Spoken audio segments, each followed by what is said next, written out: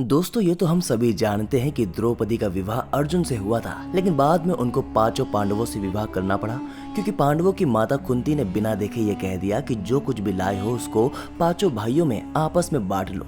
ये पांडवों और द्रौपदी के विवाह की कहानी थी। लेकिन दोस्तों क्या आप जानते हैं कि विवाह के पहले द्रौपदी महारथी कर्ण से प्रेम करती थी? जी हाँ दोस्तों, आपने बिल्कुल सही सुना। द्रौपदी और कर्ण एक दूसरे को प्रेम करते थे, लेकिन उनका विवाह नहीं हो सका। तो आइए जानते हैं द्रौपदी और कर्ण की इस अधूरी प्रेम कहानी के बारे में। दोस्तों आपको बता दें कि पांचाल देश के राजा द्रुपद की पुत्री द्रौपदी उस समय की सबसे सुंदर महिलाओं में से एक थी।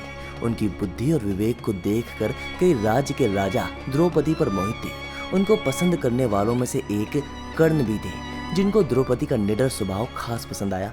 जब राजा द्रुपद ने द्रौपदी के स्वयंवर के लिए महान योद्धाओं के चित्र भिजवाए तो इनमें से कर्ण का चित्र देखकर द्रौपदी कर्ण को पसंद करने लगी और मन ही मन प्रेम करने लगी। लेकिन द्रौपदी के पिता द्रुपद भीष्म से प्रतिशोध लेना चाहते थे, इसीलिए वो चाहते थे कि द्रौपदी का विवाह अर्जुन से ही हो। दोस्तों इसके साथ ही द्रौपदी ये भी जान चुकी थी कि कर्ण एक सूत पुत्र है और अगर उसका विवाह कर्ण से होता है तो वो जीवन भर एक दास की पत्नी के रूप में पहचानी जाएंगी।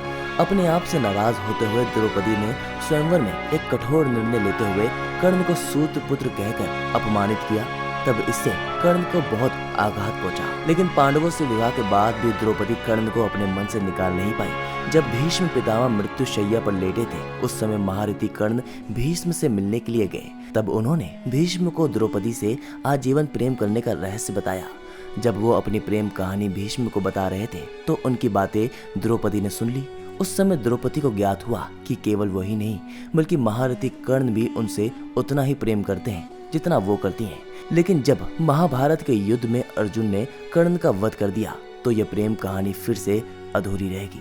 दोस्तों ऐसे ही जानकारी पाने के लिए हमारे चैनल को सब्सक्राइब करना मत भूलिएगा।